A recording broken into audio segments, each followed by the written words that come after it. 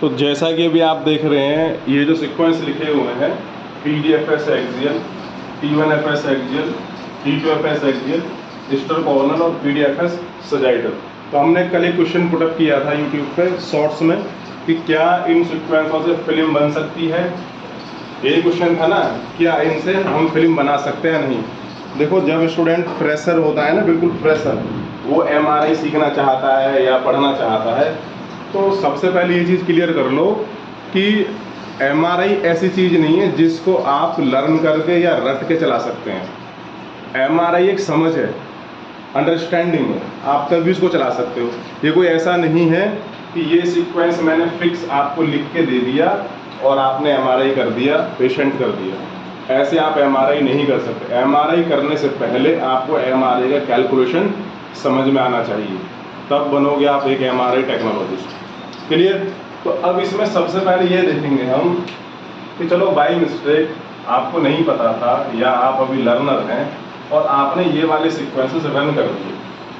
Patient के जैसे study आ गया कौन सा, जैसे हिप जॉइंट लिख लो, हिप आ गया या एल्बो था या स्टडी थी शोल्डर, और आपको मालूम नहीं था, किसी ने आपके साथ प्रोटोकॉल्स में छेड़खानी कर दी और ये सीक्वेंस आपने रन कर दी। तो यदि आपने सीक्वेंस रन किए हैं तो आपको MRI की समझ नहीं है, आप MRI नहीं चला सकते। किस लिए नहीं चला सकते? देखो, हमने इस पहले भी पढ़ा चुके हैं इस चीज़ को। ये सिर्फ इसलिए है कि आप उस चीज़ को समझ जाओ जो मैं समझाना चाह रहा हूँ। ये देखो, PDFS, T2FS, ईस्टर कॉर्नर और PDFS सजाइडल, इसमें जितने भी पैथोलॉजी आएगी, क्या आएगी? हाइपर इंटेंस आएगी। क्या आएगी? Hyper intense. क्लियर? क्योंकि आपको समझ नहीं, आपने सारे सीक्वेंस क्या चला दिए, PDFS, T2FS, ईस्टर कॉर्नर और PDFS। ये कहीं ना कहीं बैकग्राउंड पे एक ही सीक्वेंस है, इनमें जब भी पैथोलॉजी आएगी सेम आएगी। क्लियर? अब देखो, आपने सबसे बड़ी मिस्टेक क्या करी, T1FS एक्सियल, जबकि यहाँ पे T1FS एक्सियल का कोई रोल ही नहीं है, कोई यूज ही नहीं है। क्लियर?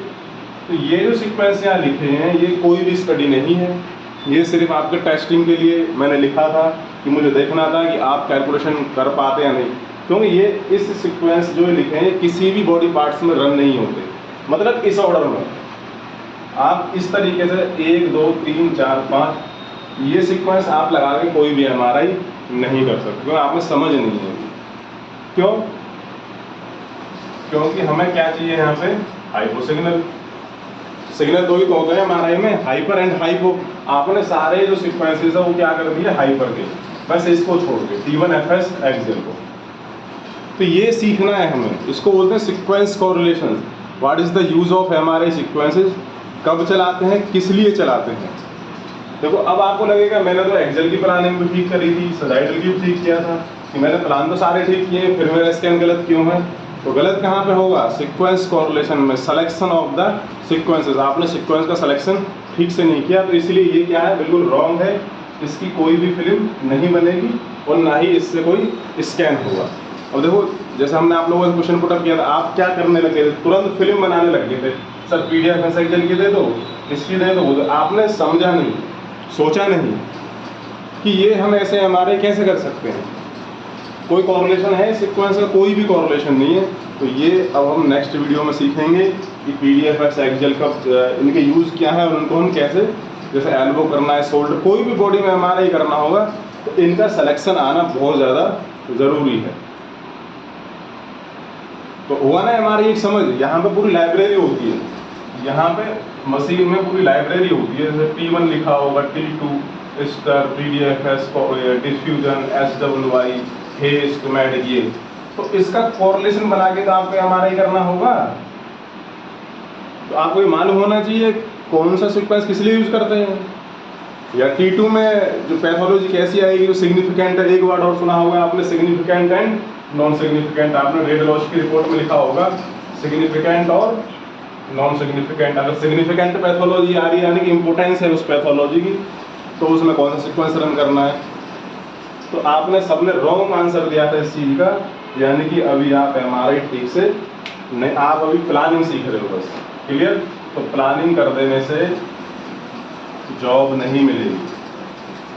अब ऐसा सीक्वेंस लगा के आप रेडियोलॉजिस्ट को दोगे तो वो क्या बोलेगा कि प्लानिंग तो करने आते हैं लेकिन क्या नहीं है, समझ नहीं है, यूज नहीं पता किस लिए यूज करते हैं। ठीक है, तो इस क्वेश्चन का जो आंसर है क्या है, रॉन्ग। इसकी ना तो कोई फिल्म बनेगी, ठीक है, और ना ही ये कोई स्टडी है, ये बस आपके टेस्टिंग के लिए लिखे गए थे।